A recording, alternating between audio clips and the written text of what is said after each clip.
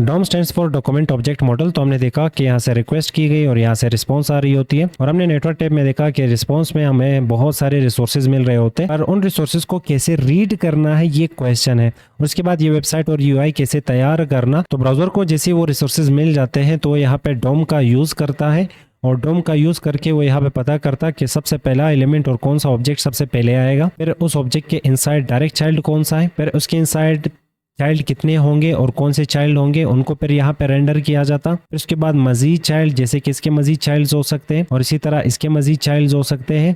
तो यहाँ पे ट्री लाइक का जो स्ट्रक्चर है ये यहाँ पे डिफाइन कर रहा होता है हमारे वेबसाइट को। और ये जो ट्री लाइक स्ट्रक्चर है इसके लिए जो रूल्स लिखे गए उन्हीं रूल्स को हम यहाँ पे डोम कहते हैं। तो ब्राउजर यहाँ पे डोम का यूज करके वेबसाइट को दिखा रहा होता। तो आप राइट क्लिक करके इंस्पेक्ट करके एलिमेंट्स को यहाँ पे भी देख सकते हैं कि सबसे पहले एलिमेंट कौन सा यहाँ पे रेंडर किया गया और कौन सा एलिमेंट सबसे पहले बुलाया गया, फिर उसके बाद कौन सा एलिमेंट है, उसके बाद कौन सा एलिमेंट है और इसके बाद कौन सा, फिर उसके इनसाइड आपको चाइल्ड्स भी यहाँ पे दिखाए जाते हैं। तो डोम और कुछ नहीं, एक तरीका होता है वेबसाइट को रिप्रेजेंट करने का और वेबसाइट में ऑब्जेक्ट्स और एलिमेंट्स का पोजीशन बताने का।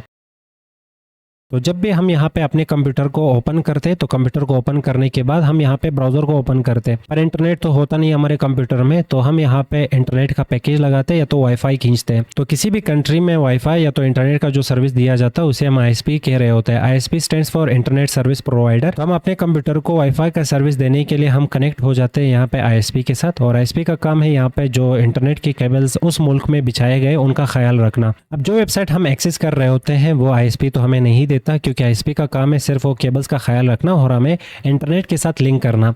नेक्स्ट यहाँ पे रोल आ जाता है डीएनएस का, और डीएनएस यहाँ पे रोल अदा करता है सर्वर के इनसाइड। क्योंकि जब भी हम कोई भी वेबसाइट बना लेते हैं तो मान लें हमने एक वेबसाइट तैयार कर लिया, अब इस वेबसाइट को हमने